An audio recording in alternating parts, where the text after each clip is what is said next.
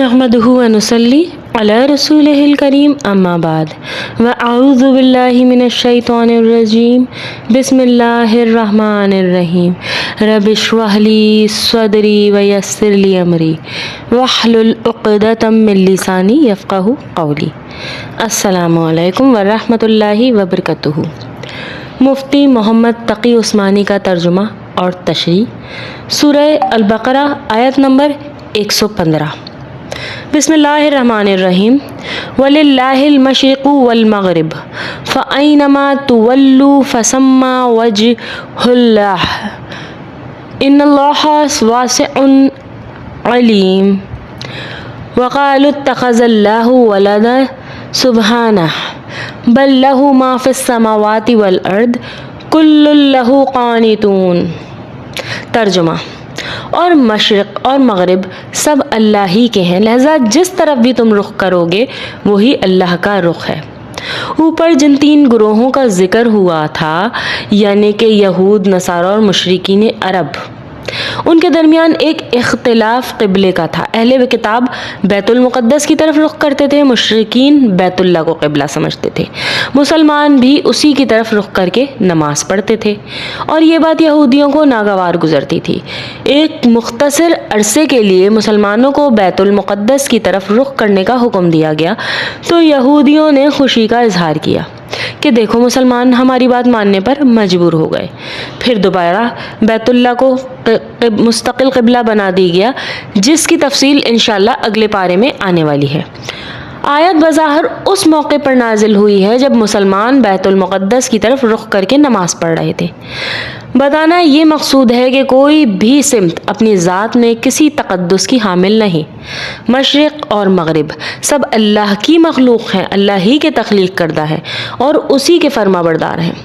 اللہ تعالیٰ کسی ایک گروہ، کسی ایک جگہ میں، کسی ایک سمت میں محدود نہیں ہے، وہ ہر جگہ موجود ہیں۔ چنانچہ وہ جس سمت کی طرف رخ کرنے کا حکم دے دیں، بندوں کا کام یہ ہے کہ اسی حکم کی تعمیل کریں۔ یہی وجہ ہے کہ اگر کوئی شخص کسی ایسی جگہ ہو جہاں قبلے کی صحیح سمت پتہ نہ چل رہی ہو تو وہاں اپنے انداز سے جس سمت کو قبلہ سمجھ کر نماز پڑھے گا اس کی نماز ہو جائے گی، یہاں تک کہ اگر بعد میں پتہ چلے کہ جس رخ پر نماز پڑھی وہ صحیح رخ نہیں تھا تب بھی نماز دہرانے کی ضرورت نہیں۔ یہ مفتی محمد تقی عثمانی صاحب کا ہے، جو کہ ایک مفتی ہیں، کیونکہ اس شخص نے اپنی طاقت کے مطابق اللہ کے حکم کی تعمیل کر لی۔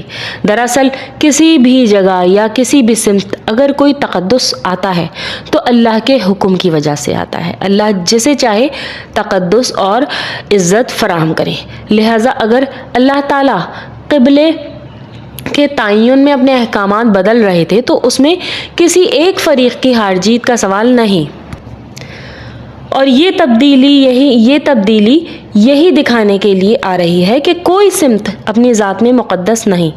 مقدس، مقدوس، مقصود صرف اللہ کے حکم کی پیروی اور اللہ کی رضا ہے۔ اگر آئندہ اللہ دوبارہ بیت اللہ کی طرف رخ کرنے کا حکم دے دیں گے تو یہ بات بھی قابل تعجب نہیں ہونی چاہیے، نہ ہی قابل اعتراض ہونی چاہیے۔ آیت نمبر 15 ترجمہ: یہ لوگ کہتے ہیں کہ اللہ نے کوئی بیٹا بنایا ہوا ہے، حالانکہ اس کی ذات اس قسم کی چیزوں سے پاک ہے، بلکہ آسمانوں اور زمین میں جو کچھ ہے سب اسی کا ہے اور سب اسی کے فرما بردار ہیں۔ یہاں اس بات کی تردید کی جا رہی ہے کیونکہ عیسائی حضرت عیسیٰ کو خدا کا بیٹا کہتے اور یہودی حضرت عزیر کو، اور مشرکین مکہ فرشتوں کو اللہ کی بیٹیاں کہا کرتے، تو یہ آیت ان سب کی تردید کر رہی ہے۔ آیت نمبر 115 تک مفتی محمد تقی عثمانی کا تشریح اور ترجمہ: ربنا تقبل منا انک انت السمیع العلیم۔ جزاکم اللہ خیرا کثیرا فی الدنیا والآخرہ۔ السلام علیکم ورحمۃ اللہ وبرکاتہ۔